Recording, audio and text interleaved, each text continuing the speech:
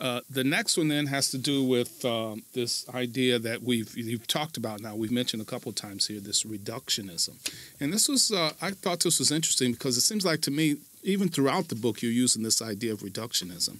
So usually, you think about reductionism, you think about what science does to things, right? Sound is really this, right? Or seeing is really this, or whatever, right? And so that's usually how you think of reductionism. But it seems like to me obviously you're doing something a little bit different with the concept of reductionism, it seems. Yeah, there are appropriate uses of reductionism in science, like you say. Right. But where it becomes kind of a bad word is when it's applied on a more philosophical level to deny certain dimensions of human nature. So the step number 2, after you identify the idol, the second step is to identify how that worldview is reductionistic. In other words, what is the low view of the human being? Remember, your view of humanity, we'll put it this way. If humans are made in the image of God, then if you have an idol, you will recast humanity in the image of your idol. Mm-hmm. You will have to define human beings by that box, whatever box you choose. You'll have to redefine human beings. And because an idol is always less than God, your view of human beings is always going to be less than the biblical view. It will always be reductionistic in some way. It will always have a lower view of human beings. It'll give them lower value, lower status. So, and reductionism is reductionism is what I just talked about. I think I already covered it when I said, if you have a box, whatever your box is, it's going to be too small. All right. And therefore, there will always be something, some part of reality that it cannot explain, and which you will therefore deny. Right. You'll say it's not real, and that's the reductionism. Yeah. As soon as you say certain dimensions of humanity, of human nature, are not real, you've just reduced them. It's kind of like when you're putting away the Christmas tree for the 64th time, and that box quite isn't holding its shape anymore. It's got duct tape, and you just kind of maybe cut off one of the branches to save yourself from trying to take it back out. And you're just saying they're done, and then you kind of brush the extra branches and twigs off to the side. Yeah, and Schaeffer's illustration was a little bit stranger. He said it's like trying to stuff a person in a garbage can. Mine usually is it's a squid, and whatever falls outside the box are the tentacles. So you got to cut off the tentacles and pack it with the squid. So, that's a good one. Well, so let me ask you this with regard to this concept. So, when I first looked at this, looked at your book, I said, wow, this is a great idea. So you identify the idol, okay? And then what I really wanted to do then is to move to 3 and 4 and begin to critique. So I said, so why do we need to, how does the, this idea of reductionism help us in terms of our apologetic, method or whatever. Right. So 1 and 2 are sort of helping just get a handle on what the philosophy or the worldview is saying. And 3 or 4 is how do you test it? Right. There are really only 2 types of tests. Whether you're in a court of law, whether you're in a science lab, right, or whether your kid is trying to explain why he didn't do his homework. There's really only 2 major types of questions. Does it fit the real world, and is it logically coherent? Yeah. So can I stop you for just a second? So what I was getting at is, that's where I wanted to go immediately once I identified the idol. And so my issue became, why do I need the reductionistic step, I guess is what I'm asking. What work does that do for us? Right. It helps you to realize why it doesn't fit the real world. In other words,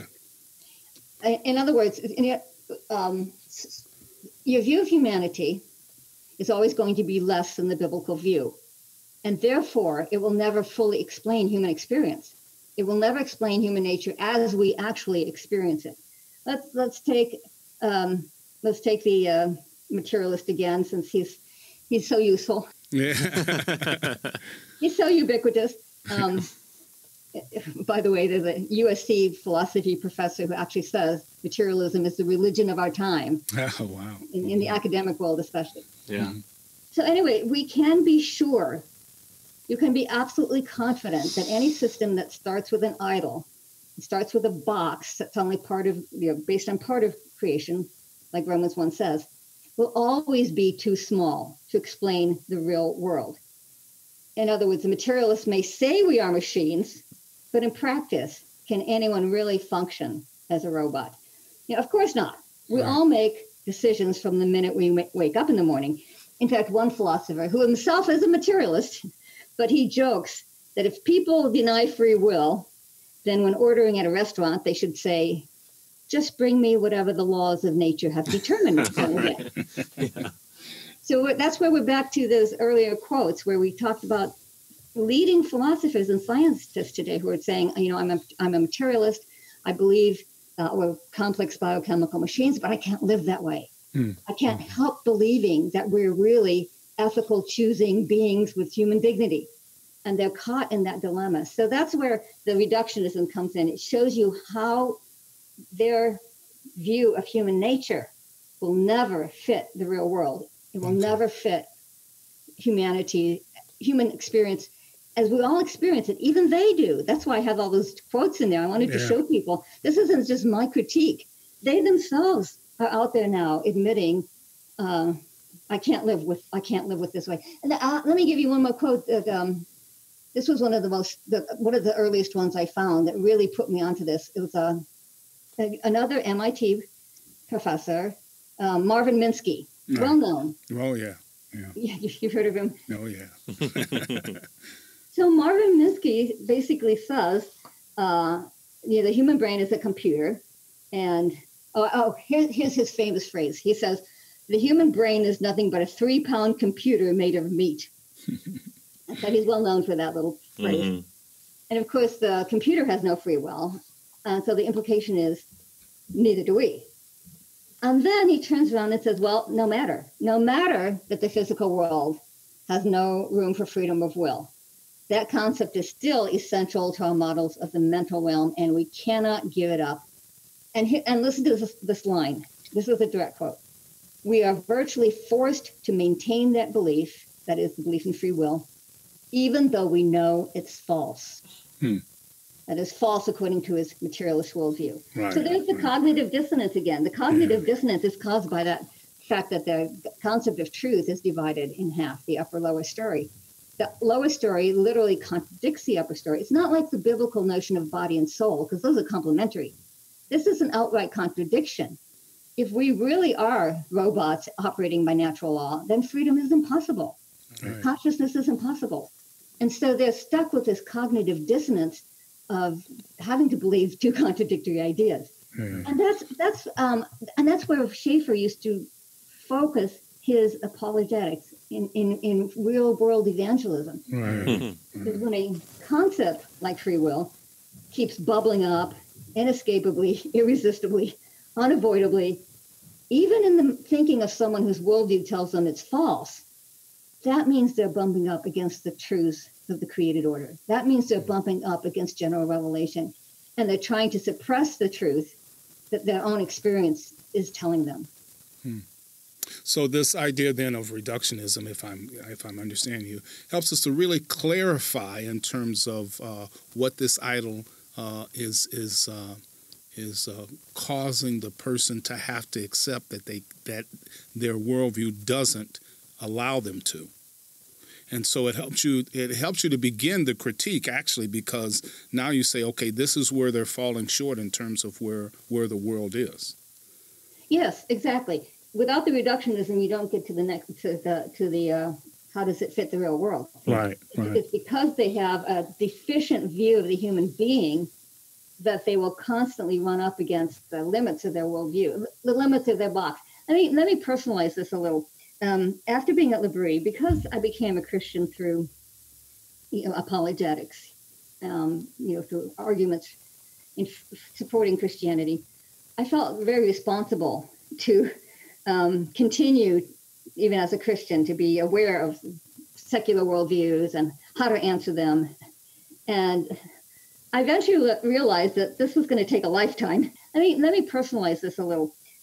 After being at L'Abri, because I became a Christian through apologetics, through arguments in supporting Christianity, I felt very responsible to continue, even as a Christian, to be aware of secular worldviews and how to answer them.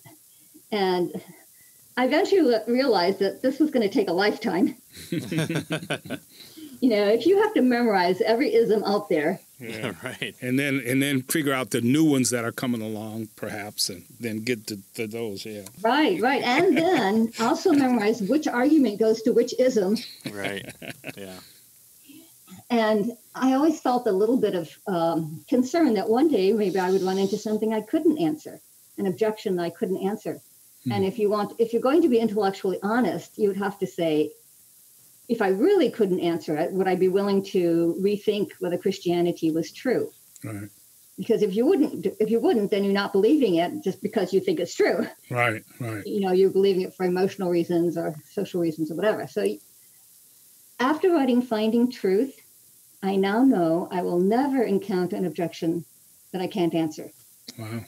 And the reason is this.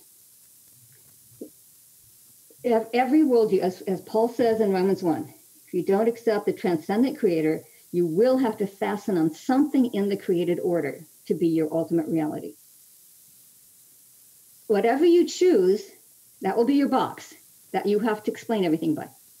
But whatever you choose, it will never be big enough. You can be confident it will never be big enough. Why is that?